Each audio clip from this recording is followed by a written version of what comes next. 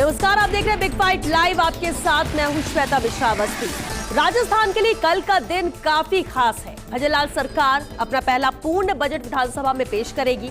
मौका और भी खास इसलिए हो जाता है क्योंकि 20 साल बाद प्रदेश के मुख्यमंत्री के बजाय उप मुख्यमंत्री और वित्त मंत्री दिया कुमारी बजट पेश करेंगे। दिया कुमारी ने बजट को अंतिम रूप दे दिया है। प्रदेश की जनता को भजनलाल सरकार से खासी उम्मीदें हैं।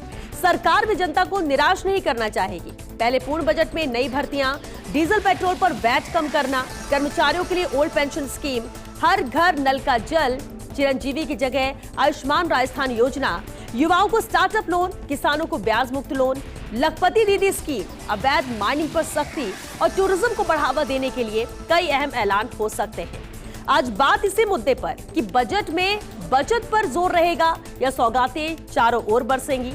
क्या भजनलाल सरकार के बजट में सबकी अधूरी आस पूरी होगी?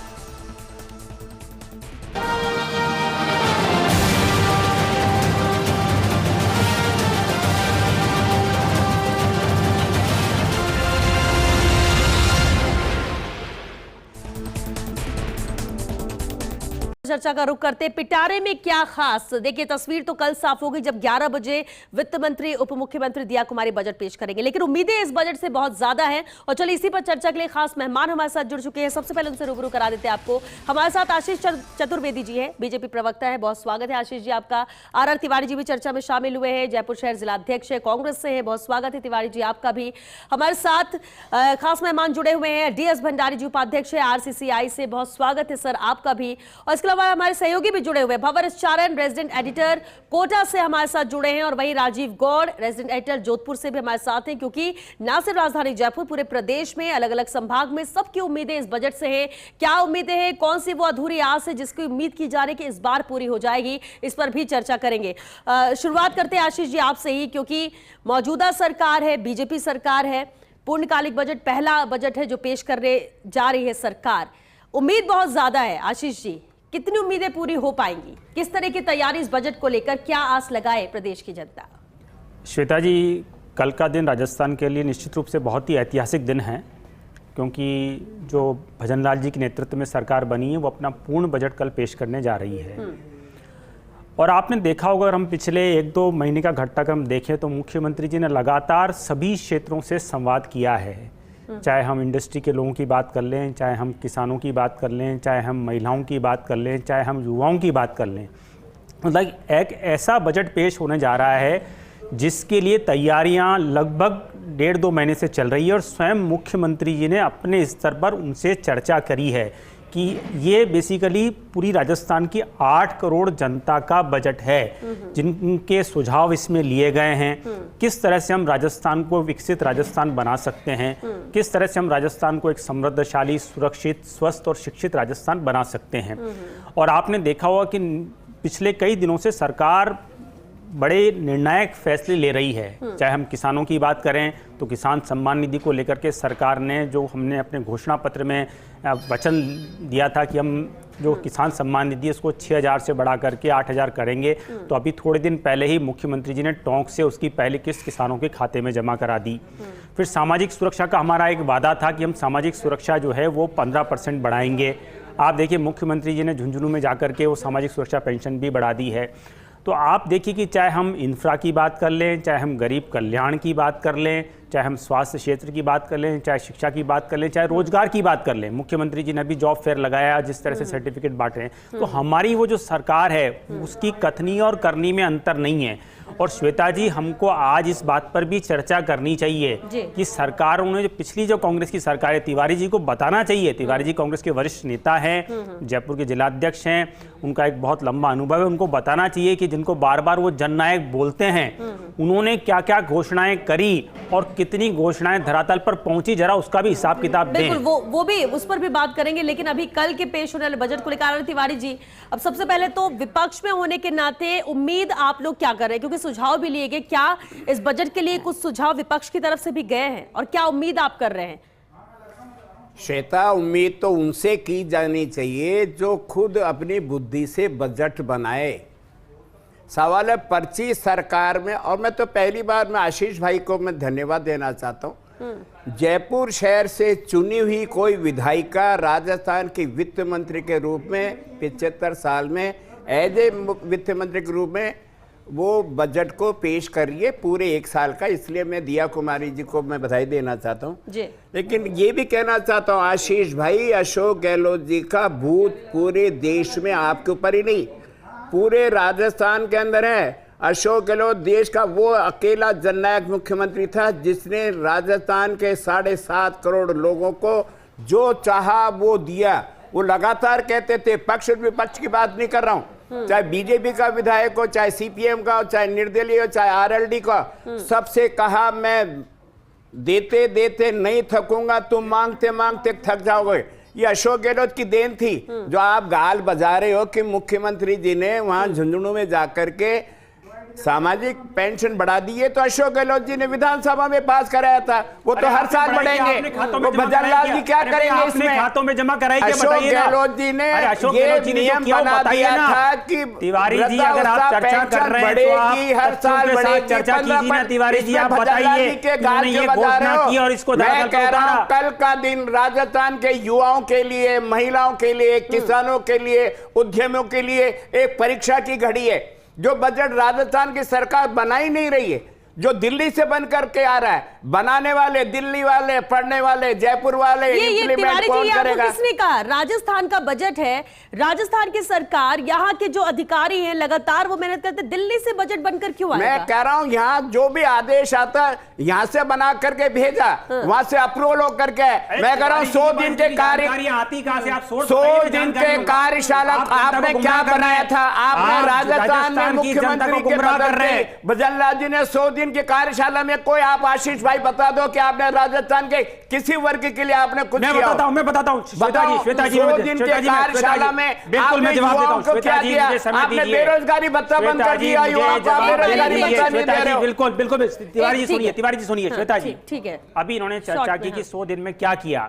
आपकी 5 साल से सरकार थी, आप मुझे बताइए आपने राजस्थान में बिजली उत्पादन के लिए 5 साल में क्या काम किया? कितनी बिजली उत्पादन बढ़ाए बताइए?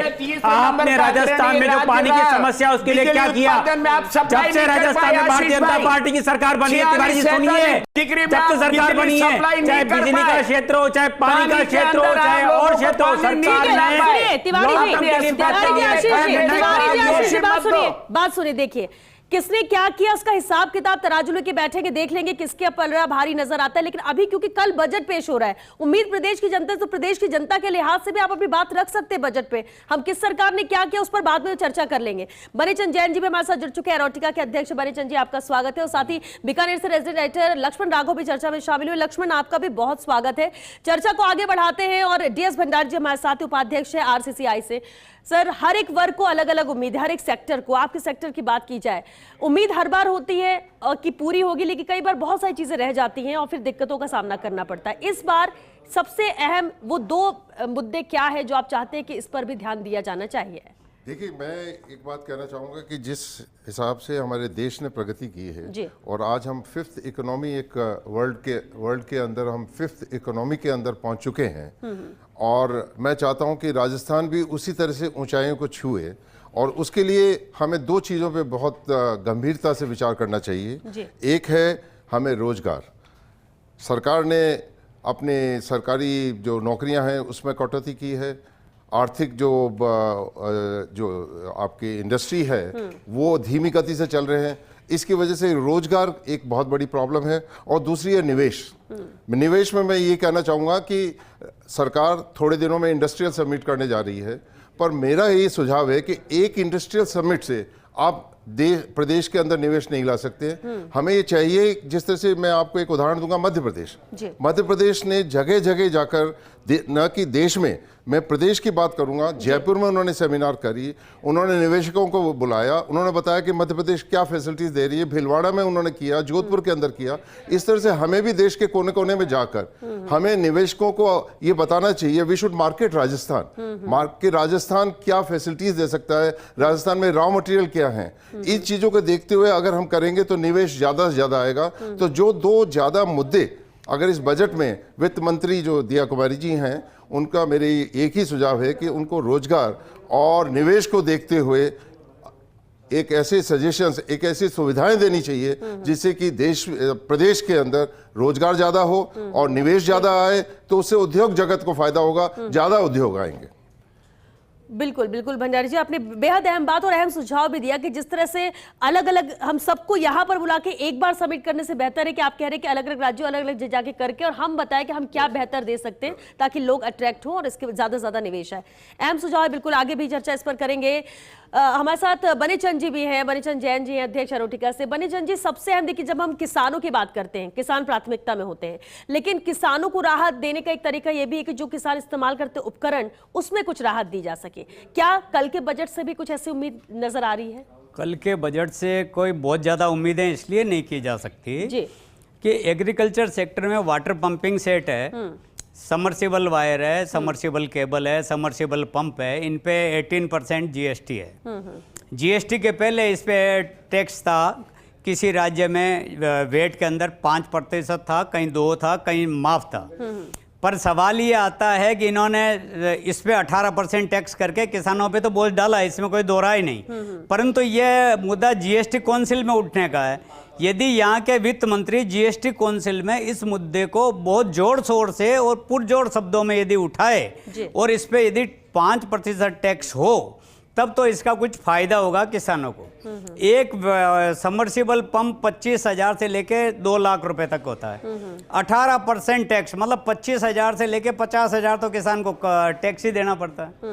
अब आप सोचिए, जहाँ पे टैक्स इतना ज्यादा होगा, किसानों को आप दुगनी आय करने की बात करते हो, कैसे दुगनी आय होगी? परंतु एक बात जरूर है, यहाँ की जो सरकार है और केंद्र की सरकार है, एक ही पार्टी की सरकार है, तो इस बार हम ये उम्मीद कर सकते हैं कि एक तो ये टैक्सेज तो कम करने के लिए ये सरकार आगे कहेगी, परंतु एक इंडस्ट्रियल एरिया है जैसे सेज है, सेज के अंदर एक 200 फीट NH8 रोड है, पिछले 20 साल से ये डेवलप नहीं हुई है, जो रिंग रोड और सेज को के बीच में पैरेलल चलती है। यदि आप रोड का निर्माण ही सही नहीं कर पाए, एक रोड जो खास बननी थी, खटवाड़ा रोड जिसको बोलते हैं, वो आज तक उसका निर्माण नहीं हुआ। इसका हमने टैक्स काउंसिल में भी जो सीएम साहब ने मीटिंग ली, उसमें भी हमने ये मुद्दा उठाया था। मैंने कहा कम से कम एक रोड तो बना दें, वहाँ पर 8 तो इंजीनियरिंग कॉलेज है, 25 से ज़्यादा राष्ट्रीय स्तर के स्कूल हैं, वहाँ पे 20,000 के करीब रोज व्हीकल जाते हैं, वो व्हीकल कच्चे में जाते हैं। अब हमारे को कोई काम करना है, कोई इंडस्ट्री लगानी है सेज के अंदर, तो अब इंडस्ट्री जब लगाएंगे जब वहाँ पे सड़क निर्माण तो कम से कम हो गया। न सड़क है, न वहाँ पे लाइट की पूरी व्यवस्था है, न पार्किंग है, न ट्रांसपोर्ट नगर है, न वहाँ पे मेट्रो रेल की सुविधा है ताकि लेबर आ जा सके। जब आप आधारभूत सुविधाएं हमें नहीं दोगे तो हम उद्योग कैसे लगाएंगे? हमारे बच्चे आज पढ़ते हैं, पढ़ के कोटा में पढ़ते हैं, एक बहुत इंटरनेशनल लेवल की वहाँ पे कोचिंग होती है, परंतु वहाँ से बच्चा हमारा पढ़ के आज यहाँ राजस्थान में नौकरी नहीं कर सकता। क्यों? आईटी इंडस्ट्रीज आपने डेवलप ही नहीं करी है। जब आईटी इंडस्ट्री डेवलप ही नहीं होगी तो यहाँ के बच्चे कहाँ जाएंगे? या तो विदेश जाएंगे या अपनी कैपेसिटी के हिसाब से बेंगलोर जाएंगे, गुड़गांव जाएंगे, अहमदाबाद जाएंगे, हैदराबाद जाएंगे। तो ये चीज बेसिक चीजें हम उम्मीद करते हैं कि ये जो बजट आ रहा है कल का, उसमें इसको कवर अप करेगी सरकार। और ये जरूर नितांत आवश्यक है यहाँ के बच्चे यहीं रहे, उनको नौकरी यहीं मिले, वो नौकरी की खोज में जगह जगह जाते हैं, बाहर नहीं जाना पड़े। और ये डेवलपमेंट यदि सही नहीं हुआ तो हम लोग उद्योग नहीं लगा पाएंगे। नौकरियों को लेकर रहेगा कल के बजट में घोषणा, इसे लेकर भी हो सकती है बड़े लेवल पर। अब देखना होगा कि क्या इसे लेकर मिलता है और क्या नहीं मिलता है। चलिए, हमारे रेजिडेंट एडिटर भी जुड़े हुए हैं बीकानेर से, जोधपुर से, कोटा से। रुक कर लेते हैं लक्ष्मण, सबसे पहले आपका रुख करना चाहेंगे बीकानेर, क्योंकि जब हम बजट को लेकर चर्चा करते हैं तो कुछ अहम मांगे और कुछ जरूरतें हैं बीकानेर की, जो हर बार बजट में उम्मीदें की जाती है लेकिन पूरी नहीं होती, फिर लंबा इंतजार, फिर चाहे वो केंद्र का बजट हो या फिर राज्य का। इस बार बीकानेर की जनता क्या चाह रही है, क्या उम्मीद कर रही है इस नई सरकार से बीकानेर के लिए?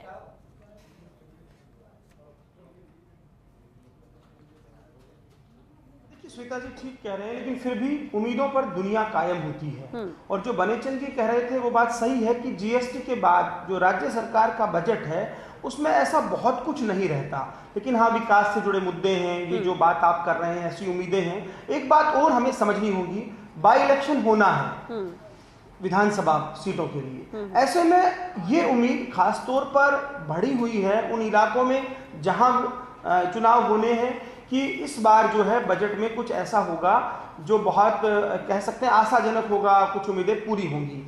आपने सवाल किया है बीकानेर का। बीकानेर संभाग आप जानते हैं किसान बहुल्य इलाका है, बिजली पानी की समस्या यहाँ पर एक बड़ा इशू रहा है। यहाँ अगर हम बात करें तो एक बड़ी मांग है कि फिरोजपुर फीडर का जो है निर्माण हो, उसको लेकर कुछ हो सकता है। दूसरी बात लगातार यहाँ पर चलती रही है, खास तौर पर अगर हम देखें बीकानेर को लेकर देखें तो यहाँ पर जो है एक सबसे बड़ी बात रही कि कैंसर हॉस्पिटल जो है बीकानेर में है, जो दुनिया में प्रसिद्ध है, यानी देश में खास तौर पर उसके लेकर एक बात है कि वहाँ पर मरीज आते हैं, उसके डेवलपमेंट को लेकर कुछ हो सकता है। दूसरी तरफ श्रीगंगानगर में एक अलग सी मांग उठ रही है कि वहाँ भी कैंसर हॉस्पिटल हो। चूरू अगर हालांकि सीकर में चला गया है लेकिन यहाँ से अटैचमेंट रहा है, चूरू के अंदर ये निकल कर आ रहा है सीवरेज की बड़ी समस्या रही। वो लोग चाहते हैं कि कोई वहाँ पर यूनिवर्सिटी बने, उसको लेकर वहाँ के विधायक और जो लोग हैं वो उन्होंने पत्राचार किया है। तो ये मोटे तौर पर देखिए स्वास्थ्य सेवाओं, शिक्षा को लेकर और किसानों से जुड़े मसलों पर यहाँ की जनता को, यहाँ के जो विधायक हैं उनको ये आस है कि दिया कुमारी जी के पिटारे में ऐसा कुछ निकलेगा। दरअसल अगर आप देखें थोड़ा चुनावी लिहाज से मैं जल्दी से समझा दूं, जो उपचुनाव था सुरेंद्र पाल टीटी जिस तरह से हारे थे और श्रीगंगानगर हनुमानगढ़ में जिस तरह से कांग्रेस मजबूत है, तो मुझे लगता है कि इस बजट में ये कोशिश कहीं ना कहीं रहेगी कि किसानों के लिए कुछ ऐसा लेकर आए। बात ये भी की जा रही है निवेश प्रोत्साहन की बात, तो उसमें क्या जो सिख इंडस्ट्रीज है उस पर कुछ होगा क्या।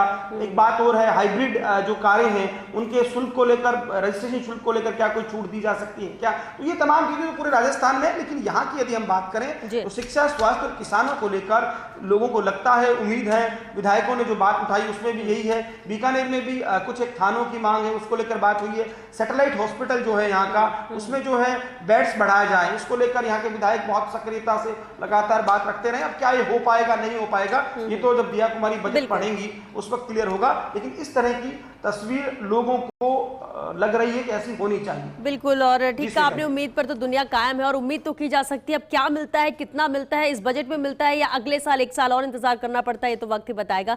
भंवर एस चारण भी हमारे साथ लगातार बने हुए हैं रेजिडेंट एडिटर कोटा से। भंवर, अभी चर्चाओं में भी जिक्र कोटा का हो रहा था। कोटा क्योंकि कोचिंग सिटी है, बहुत सारे बच्चे आते हैं और इसलिए वहां की जरूरतें और डिमांड भी अलग तरह की हो जाती हैं। कोटा की जनता इस बजट से क्या उम्मीद लगा रही है और वो कौन सी अहम मांगे हैं जिसे चाहती है कि इस बजट में शामिल किया जाए?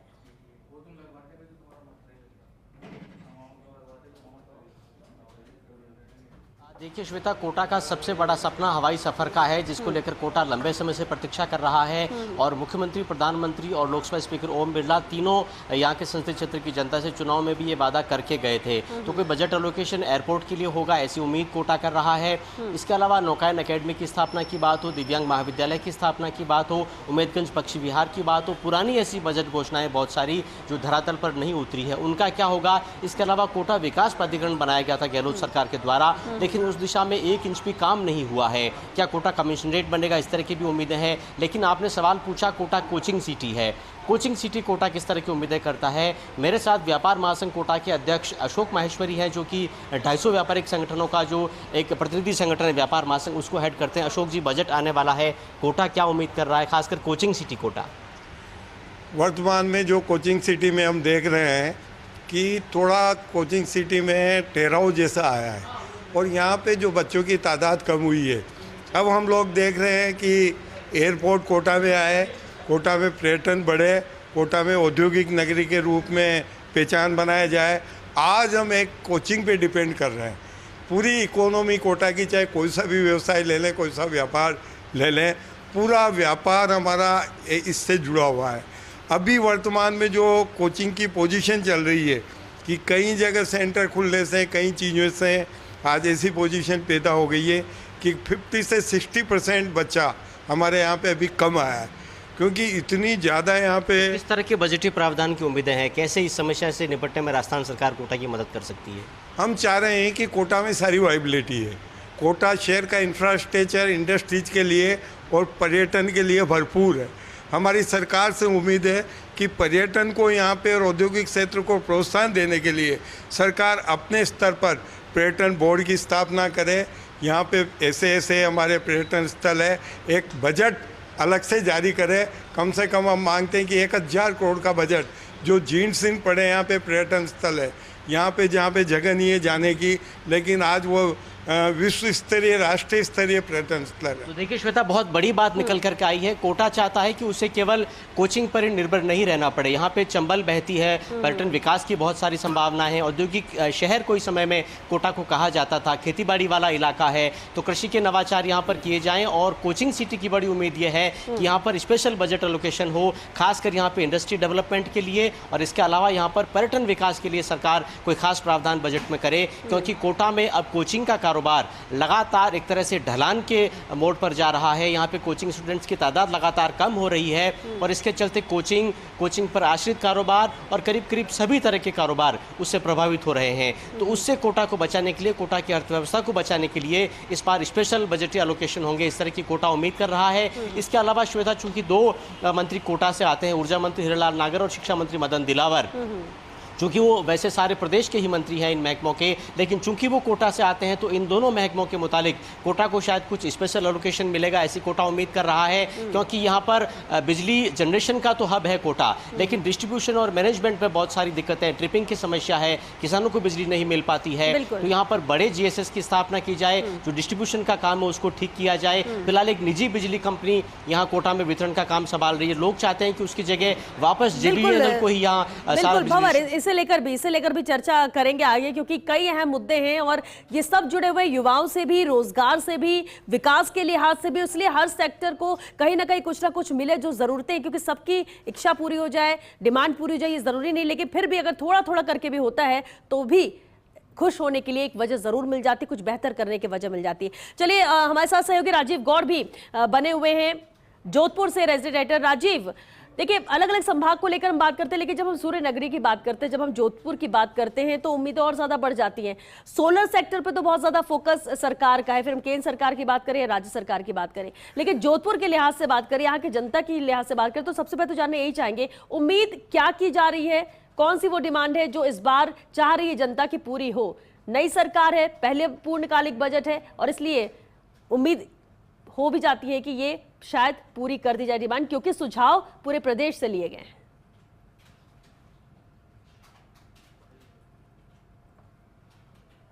देखिए, जिस तरीके से अगर बात जोधपुर की करें तो अब विधानसभा चुनाव, लोकसभा चुनाव हो चुके हैं, कड़ी से कड़ी जुड़ चुकी है, डबल इंजन की सरकार है, लोगों को उम्मीद है अब काम होना चाहिए। और उस लिहाज से अगर जोधपुर से 2 कैबिनेट मिनिस्टर, चाहे चिकित्सा मंत्री गजेंद्र सिंह खीवसर की बात करें या फिर जोगाराम पटेल जो कि विधि न्याय मंत्री की बात करें, या फिर यहाँ जोधपुर संभाग से 5-5 जिस तरीके से जो सांसद यहाँ से संभाग से प्रतिनिधित्व करते हैं, ऐसे ग्वारगम इंडस्ट्री जो है वो पलायन की ओर चल रहा मामला। अलग अलग राज्यों में जहाँ पे टैक्स कम है वहाँ जाकर के किसान और व्यापारी अपना जो ग्वारगम की जो प्रोडक्ट है वो बेच रहे हैं। तो ऐसे में श्रेयांश मेहता ने पिछले दिन मुद्दा उठाया था, उम्मीद करते हैं कि उसमें कोई टैक्सेशन कम हो सकता है, उसे कम होने से कम, क्योंकि यहाँ से निर्यात प्रभावित हुआ है। हैंडीक्राफ्ट बिजनेस यहाँ से बड़ा निर्यात का मामला है, उसको लेकर के बड़ी घोषणा होने की संभावना है। देखिए, किसान इस क्षेत्र से बहुतायत आते हैं, उनको खासी उम्मीदें हैं, न्यायालयों की संख्या बढ़ सकती है। अगर बात करें तो जिस तरीके से चिकित्सा केंद्रों की जो है वो जिन इलाकों में नहीं पहुंचे हैं वहाँ उनकी घोषणा हो सकती है। कुल मिलाकर के अगर बात करें तो जोधपुर से 10 में से जो 8 विधायक हैं उसमें 8 विधायक जो बीजेपी के हैं उनकी अपनी डिमांड्स है। राज्यसभा सदस्य राजेंद्र गहलोत ने अपनी मांग रखी हुई है। तो कुल मिलाकर के अगर बात करें, लघु उद्योग भारती की घनश्याम गुर्जर ने अपनी मांग रखी हुई है। और देखिए कि जो वन्य जीव क्षेत्र के हिसाब से, पर्यटन के हिसाब से जोधपुर का एक बड़ा नाम है। पूर्व विधायक मलखान सिंह विष्णु ने जो खेजड़ी का इलाका है, क्या हिरणों की बहुतायत है, वहाँ 25 करोड़ से अधिक के बजट की मांग की। तो कहीं ना कहीं मुख्यमंत्री भजनलाल शर्मा ने जिस तरीके से लोगों से फीडबैक लिया, व्यापारियों से, विचारकों से, पार्टी के कार्यकर्ताओं से, दूसरी पार्टी के कार्यकर्ताओं से, तो उनको मिलाकर के बजट ऐसा देने की कोशिश रहेगी कि जिससे कम से कम लोगों को उस भरोसे और उम्मीद पर खरा उतरने का मौका मिले, जिस भरोसे के आधार पर भजनलाल सरकार राजस्थान में आई है और केंद्र नरेंद्र मोदी की नेतृत्व सरकार कड़ी से कड़ी जुड़ चुकी है। मैं वही कह रहा हूं कि डबल इंजन की सरकार हो चुकी है, तो लोगों की उम्मीदों पर इस बार खरा उतरना बेहद जरूरी होगा। अगर क्योंकि देखिए, हालांकि सब स्तर पर, और देखिए एक बहुत बड़ी बात और है, चीफ सेक्रेटरी हैं सुधांशु पंत, उन्होंने अपने स्तर पर भी जो रिपोर्ट बना करके पेश की है, तो निश्चित रूप से कल के बजट से पूरे जोधपुर और मारवाड़ को ही नहीं, पूरे राजस्थान को खासी उम्मीदें हैं। जी बिल्कुल राजीव, और क्योंकि सुझाव भी पूरे प्रदेश से लिए गए हैं और बहुतायत में सुझाव भी मिले, और क्या उसका निचोड़ इस बजट में नजर आता है या नहीं, ये भी बेहद अहम होगा और चर्चा जरूर इसे लेकर आगे भी करेंगे, क्योंकि 4 अहम फैक्टर है जिस पर केंद्र सरकार भी बात करती है, राज्य सरकार भी बात करती है, महिला, युवा, गरीब और किसान। तो क्या इस बार बजट में भी, राज्य के बजट में भी फोकस इन पर रहेगा?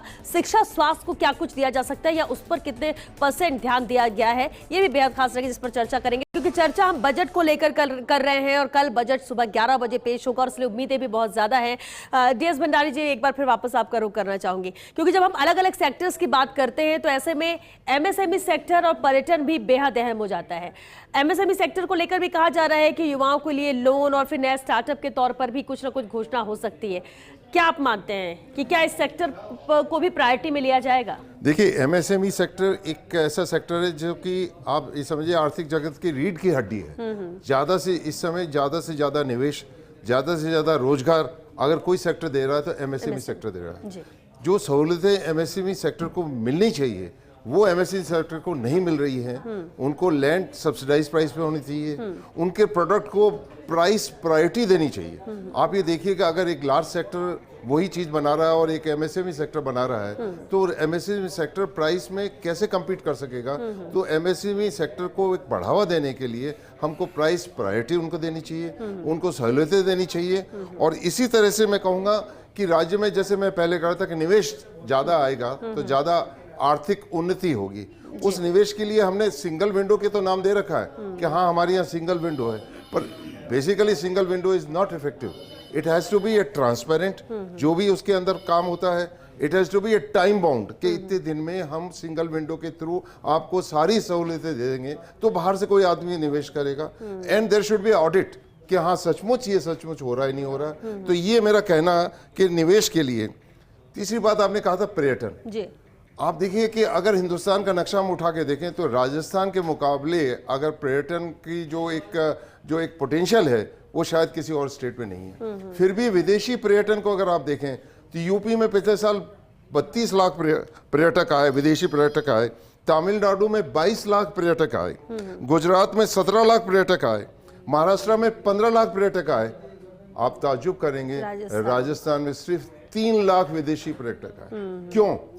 आप विदेशी पर्यटक आता है तो राजस्थान में डायरेक्टली इनडायरेक्टली इतनी इंडस्ट्रीज को फायदा होता है, इतने लोगों को फायदा होता है। तो हमें इस पे ध्यान देना पड़ेगा। सरकार को पॉलिसीज ऐसी बनानी पड़ेगी जैसे कि इंफ्रास्ट्रक्चर है, जो और फैसिलिटीज हैं वो एक पर्यटन उद्योग को मिलेगी तो शायद पर्यटन उद्योग में ज्यादा से ज्यादा निवेश होगा। बिल्कुल बिल्कुल। और एक और बात मैं कहना चाहूंगा, एक बहुत बड़ा जो सेक्टर हमारी स्टेट में प्रदेश में आ रहा है, आने वाला है, वो है बाड़मेर में रिफाइनरी का। आप गुजरात में there are 4 refineries are there. उन्होंने हर उस रिफाइनरी के डिस्ट्रिक्ट को केमिकल और पेट्रोकेमिकल जोन बना दिया है कि यहाँ पे केमिकल और पेट्रोकेमिकल की बतेरी सैकड़ों इंडस्ट्रीज हैं जो उससे संबंधित है। तो उस इंडस्ट्रीज को वो लैंड के अंदर, उनके सब्सिडी के अंदर, उनको जो पैसे, जो उनको निवेश के लिए पैसे की जरूरत है, इन सारी चीज़ों में प्रदेश सरकार ने एक हेल्प की है। ये मैं कहूँगा गुजरात मॉडल। तो प्रदेश में चूंकि बाड़मेर में रिफाइनरी चालू होने वाली है तो प्रदेश सरकार को इससे इतनी ज़्यादा आपको रोजगार के अवसर मिलेंगे। प्रदेश को इसमें बहुत ज्यादा ध्यान देना चाहिए और बहुत ज्यादा सहूलियत देके एक केमिकल और पेट्रोकेमिकल जोन बनाना चाहिए। बिल्कुल गुजरात की तर्ज पर। लेकिन बनीचंद जी, अभी जिस तरह से इन्वेस्टमेंट को लेकर बात हो रही थी, अलग अलग इंडस्ट्री को लेकर बात हो रही थी, लेकिन एक सवाल ये उठता है कि एक तरफ तो हम बड़े लेवल पर सोचते हैं, उसको पूरा करने की कोशिश करते हैं, लेकिन दूसरी तरफ जो मूलभूत जरूरतें हैं वो भी पूरी नहीं हो पाती हैं। क्या वाकई में उस ओर भी फोकस किया जा रहा है? नहीं, आपको लगता है बजट में होना चाहिए? इस बजट में अब क्या आएगा ये तो पिटारा खुलने के बाद ही कहा जा सकता है। परंतु ये यदि किसी भी स्टेट में देख लो, यदि व्यापार उद्योग नहीं बढ़ेगा तो प्रदेश प्रगति उसका करेगा ही नहीं। आप देखिए गुजरात और MP बहुत बाद में चालू हुए थे। आज उद्योग की दृष्टि से गुजरात हमसे कम से कम भी आप समझोगे 80% आगे उद्योग के मामले में। उद्योग, सारे उद्योग उद्योगपति वहीं जा रहे हैं और वहाँ सारी सुविधाएं सरकार देती है और कुछ कारण नहीं है। यदि आप आज महिंद्रा सेज है जो अजमेर हाईवे पे बना हुआ है, वहाँ सारी सुविधाएं दे दे सरकार और उद्योगपतियों को प्रोत्साहित करे, आईटी इंडस्ट्रीज को प्रोत्साहित करे या पंपिंग सेट इंडस्ट्रीज को प्रोत्साहित करे। आप ये करके देख लो, कम से कम ज़्यादा नहीं तो 5-4 हज़ार इंडस्ट्रीज यहाँ पे आ जाएगी और कम से कम 2.5 से 3 लाख लेबर को यहाँ पे नौकरी मिलेगी। रोजगार के लिहाज से भी ये बहुत प्लस रहेगा ये। नहीं, इन्होंने जो 100 फीट 200 फीट की जो रोडें हैं जो मेन हाईवे से मिल रही है वही अभी तक नहीं बनाई। ठीक वो है आधारभूत सुविधाएं तो यही होती है, क्यों नहीं बनाई आप? ठीक है आशीष जी, देखिए अब ये अलग अलग सेक्टर को भी जानना जरूरी है, लेकिन इसमें सरकार, मौजूदा सरकार कितना फोकस कर रही है या बजट में नजर आएगा? और आर तिवारी जी, इसी पर आपसे जवाब चाहेंगे कि पिछली सरकार की प्रायोरिटी में कितना रहा है। पहले आशीष जी आप जवाब दें। देखिए श्वेता जी, अभी मैं भंडारी जी को भी सुन रहा था, जैन साहब को भी सुन रहा था, और आपके जो डिटेल्स हैं जगह जगह से, जोधपुर की बात करें, कोटा की बात करें, बीकानेर की बात करें, उन्होंने अपने पॉइंट रखे हैं। देखिए ये बात सही है कि राजस्थान में उद्योग के लिए, पर्यटन के लिए एक अपार संभावनाएं हैं। जो राजस्थान की ज्योग्राफी है, जिस तरह से एनसीआर रीजन में एक बहुत बड़ा क्षेत्र हमारा आता है, और जिस तरह से आप देखिए अभी दिल्ली बम्बई का जो एक एक्सप्रेसवे बन रहा है, उसका एक बहुत बड़ा पार्ट राजस्थान से होकर के गुजर रहा है। अगर हम ड्रेड फेड कॉरिडोर की बात करें तो वो भी काफ़ी बड़ा हिस्सा, आबू से लेकर के आप पूरे अलवर तक चले जाइए, पूरा वो राजस्थान के थ्रू जा रहा है। तो जो अभी आप भंडारी जी आपने ओपनिंग रिमार्क में कहा था ना कि भारत आज 5वीं अर्थव्यवस्था बन चुका है, तो हम 11वें पायदान से चालू हुए 5वें पहुँचे हैं। और नरेंद्र मोदी जी का विज़न है, उन्होंने एक संकल्प लिया है भारत की 140 करोड़ जनता से कि वो अपने तीसरे कार्यकाल में भारत को तीसरी अर्थव्यवस्था बनाएंगे। आप मान के चलिए राजस्थान में जो भजनलाल जी के नेतृत्व में सरकार है, उसका भी विज़न यही है कि हमको राजस्थान को भी उसमें कंट्रीब्यूशन देना है। राजस्थान में पर्यटन भी बढ़ेगा, राजस्थान में औद्योगिकरण भी बढ़ेगा, राजस्थान का इंफ्रा भी डेवलप होगा। इन सबको लेकर के सरकार लगातार गहन चिंतन कर रही है। और कल जो बजट आएगा श्वेता जी, जो दिया कुमारी जी जो वित्त मंत्री राजस्थान की, कल वो जो बजट पेश करेंगी, आप मान के चलिए कि राजस्थान की 8 करोड़ जनताओं की आकांक्षाओं की पूर्ति करने वाला वो बजट होगा। बिल्कुल, और उम्मीद भी यही की जा रही है। लेकिन आर तिवारी जी क्या कहेंगे, क्योंकि पिछली सरकार की प्रायोरिटी में क्या था? क्योंकि बहुत सारी ऐसी चीजें कि हर बार बजट में कहा जाता है, उम्मीदें होती हैं, कई बार शामिल नहीं किया जाता, कई बार शामिल कर भी लिया जाता है, तो वो पूरी नहीं होती, वो पेंडिंग ही रहती है। मैं कह रहा हूँ श्वेता, डबल इंजन की सरकार भारत सरकार बीजेपी की, राजस्थान की सरकार बीजेपी की। फिर मैं कह रहा हूँ जननायक अशोक गहलोत का सपना था, ये जो कह रहे थे बने सिंह जी और भंडारी साहब कि हमारा बच्चा पढ़ने के लिए, आपको याद है कि राजस्थान का बच्चा इंजीनियरिंग करने के लिए हमको साउथ की तरफ देखना पड़ता था। चाहे चिकित्सा की वो पढ़ाई करने जाए, चाहे वो इंजीनियरिंग की पढ़ाई करने जाए, वो राजस्थान से बाहर जाता था। ये अशोक गहलोत जी का सपना था कि राजस्थान के प्रत्येक जिले में मेडिकल कॉलेज खुला जाए, और वो उन्होंने करके दिखाया। राजस्थान आज इंजीनियरिंग कॉलेज का बड़ा हब है। राजस्थान के बच्चे पूरे देश में, दुनिया में, ये बात सही है कि राजस्थान में रोजगार नहीं है, बड़ी कंपनियां नहीं आ रही, तो उसके लिए तो इंफ्रास्ट्रक्चर होना चाहिए। मैं कह रहा हूं कल के बजट में क्या दिया कुमारी जी पुलिस एलोकेशन में कितना पैसा दे रही है? राजस्थान की राजधानी अपराधों की राजधानी बन गई है, पुलिस की नफरी कम है। मैं कहना चाहता हूं पुलिस विभाग को एक्स्ट्रा पैसा मिलना चाहिए, शिक्षा और स्वास्थ्य के लिए अलग से पैसा होना चाहिए। ये तो राजस्थान के फैसलों को रोकते हैं। आईपीडी टावर रोक दो, फिर उसी को चालू कर दो, हर बात की जांच करते हैं। बड़े दिल से काम करो। अब तो सीता निर्मला जी भी आप ही की हैं, दिया कुमारी जी भी आज है। मैं कह रहा हूं कल राजस्थान का नौजवान सपना देख रहा है कि अब राजस्थान का नौजवान बेरोजगार नहीं रहेगा।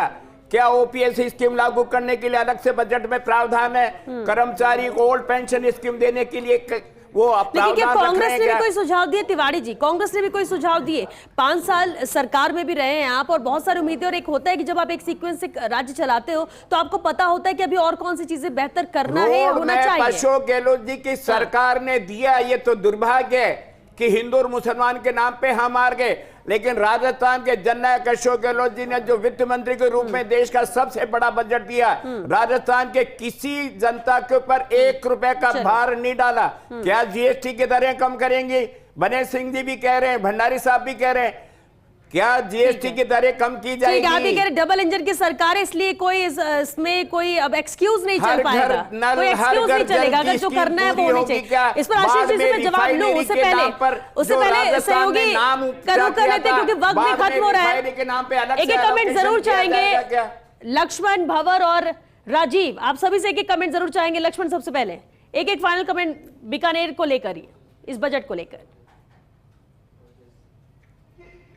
देखिए मैं आशीष जी और तिवारी दोनों को सुन रहा हूं, आरोप प्रत्यारोप तो चलते ही रहते हैं, लेकिन मुझे लगता है इस सरकार के सामने सबसे बड़ी चुनौती है एक ऐसा बजट हो जो लोक लुभावन हो, जनता की उम्मीदों पर हो। लेकिन साथ ही साथ चूंकि ये चुनौती भी है कि सरकार का बजट बिगड़ ना जाए। ये बात ठीक है कि पूर्व मुख्यमंत्री अशोक गहलोत के समय जिस तरह से घोषणाएं हुई थी, मजबूरियां कुछ भी हो सकती है, सरकार अस्थिर थी, विधायक बहुत प्रभावी थे, बहुत सारी चीजें थी। लेकिन ये सच है कि बहुत सारी ऐसी घोषणाएं हुई जिलों के निर्माण से लेकर और बहुत सारी चीजें। तो मुझे लगता है ये चुनौती सरकार के सामने रहेगी। और सबसे बड़ी बात यदि आशीष चतुर्वेदी स्पष्ट कर पाए जो ओल्ड पेंशन स्कीम है उसको लेकर क्या चल रहा है, क्या मन में है, क्योंकि ये एक ऐसा मुद्दा है, मुझे लगता है लोकसभा में भी इसकी कीमत चुकाई है भाजपा ने और आने वाले दिनों में भी इस पे जरूर चाहेंगे। ओपीएस पर एक कमेंट आशीष जी।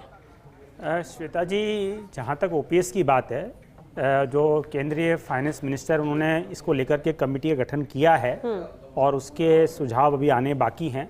लेकिन तिवारी जी को ये बताना चाहिए कि जो इंडी गठबंधन जब चुनाव में गया तो उन्होंने ओपीएस को लेकर के क्या कोई वादा किया था क्या? फिर जिस स्कीम को आप ही भूल गए, जब ये प्रश्न पूछा गया कि आपके घोषणा पत्र में ओपीएस क्यों नहीं था, उसका जवाब आप नहीं दे पाए। चेक कीजिए, चेक कीजिए, अरे प्लीज चेक कीजिए। नहीं था, नहीं था, नहीं था, आप चेक कीजिए, नहीं था। आपकी प्रायोरिटी में रहेगा क्या?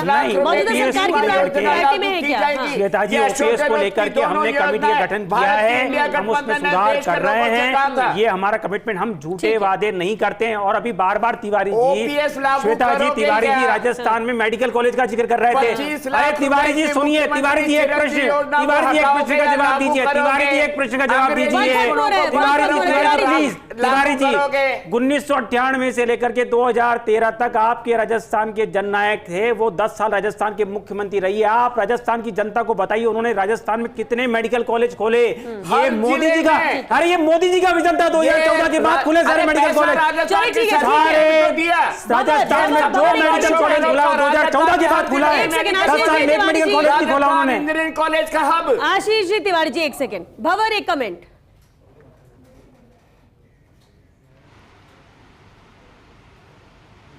देखिए सोलर को लेकर के और ईवी को लेकर के कुछ बड़ी पॉलिसियां इस बजट में आ सकती है, ऐसी उम्मीद की जा रही है। और स्पेसिफिक कोटा के बारे में अगर बात की जाए श्वेता, तो कोटा में एयरपोर्ट का जिक्र बजट में हो, ऐसी उम्मीद कोटा कर रहा है। और सबसे बड़ी उम्मीद यही है कि हाड़ौती में एक पर्यटन सर्किट विकसित किया जाए। कोटा में अब कोचिंग एक डूबता कारोबार है, यहाँ के लोगों को बचा सकता है तो केवल टूरिज्म बचा सकता है। तो यहाँ पर पर्यटन सर्किट बने और टूरिस्ट यहाँ पर आए, इसके लिए बजट में कोई कोटा के लिए विशेष प्रावधान हो। और औद्योगिक शहर का तमगा कोटा खो चुका है, यहाँ पे किस तरह से नए औद्योगिक क्षेत्र स्थापित हो, यहाँ पर किस तरह की सहूलियतें उद्योगपतियों को प्रदान की जाए, किस तरह से रिको और यूआईटी की जो आपसी झगड़े हैं उसने कोटा के पूरे औद्योगिक स्ट्रक्चर को तबाह किया है। तो कोई नई पॉलिसी कोटा को मिले, ऐसी उम्मीद कोटा इस बजट से लगा। बिल्कुल। राजीव, और जोधपुर की जनता क्या चाह रही है, क्योंकि उम्मीदें बहुत ज्यादा हैं, पर्यटन के लिहाज से भी और ग्रोथ की उम्मीद की जा रही है ताकि रोजगार भी मिल सके।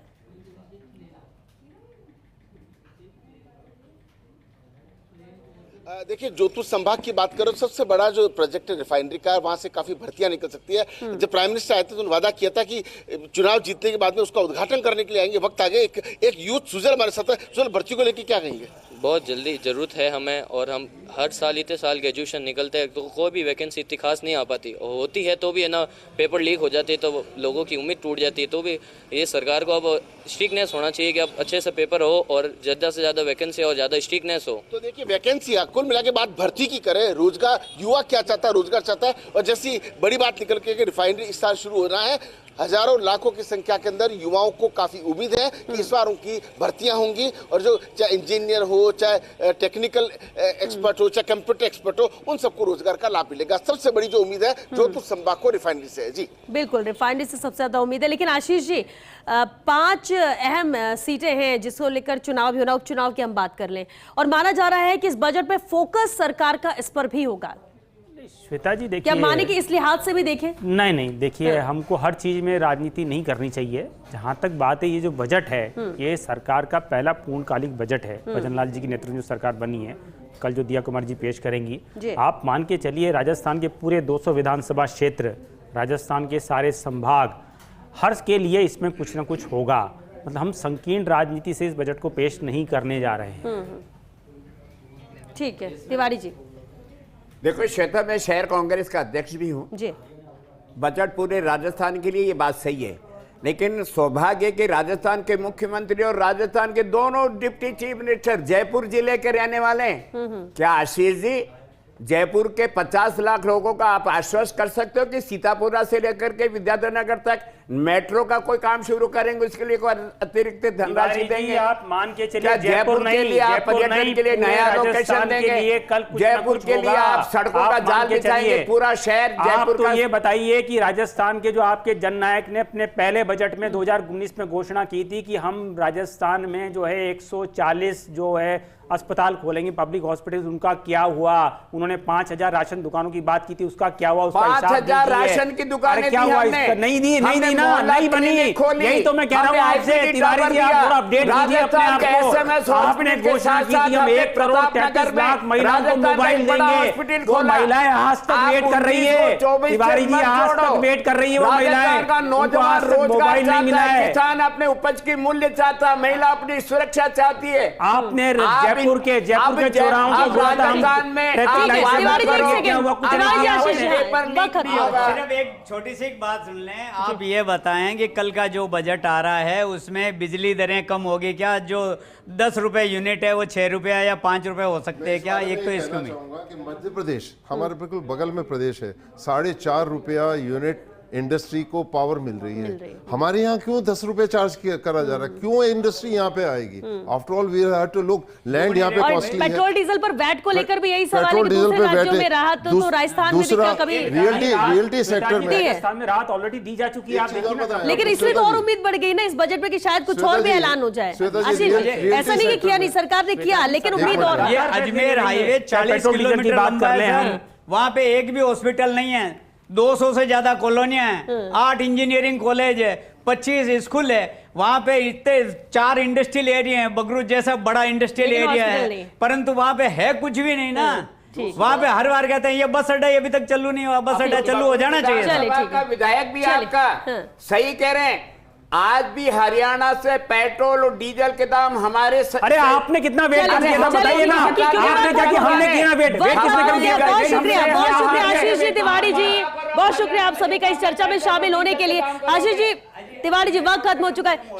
शुक्रिया आप सभी का इस चर्चा में शामिल। देखिए मुद्दा ऐसा है कि इसमें जितनी चर्चा की जाए कम है, और इसलिए कल सुबह से फर्स्ट इंडिया पर भी प्री बजट और पोस्ट बजट चर्चा जारी रहेगी, जिसमें क्या उम्मीद है उस पर भी हम बात करेंगे, बजट भी देखेंगे करीब से, और उसके बाद जानेंगे कि बजट में क्या मिला, क्या राहत है नहीं। क्योंकि ये बजट इसलिए भी जरूरी है कि क्योंकि इसी बजट से आपके घर का बजट भी बैलेंस होता है या नहीं। लेकिन इस बजट को लाने के लिए सरकार का बजट ना बिगड़े, सरकार को यह भी ध्यान में रखना है। पहला पूर्णकालिक बजट है नई सरकार का, और इसलिए आराम से चलना है, राहत भी देनी है, लेकिन क्या वाकई में आज सबकी पूरी हो पाएगी या नहीं, ये सवाल जरूर है। और ये सवाल का जवाब कल सुबह 11 बजे के बाद ही मिलेगा, जब बजट पेश करेंगी वित्त मंत्री दिया कुमारी। चलिए फिलहाल बिग फाइट लाइन में आज के लिए बस इतना ही। नमस्कार।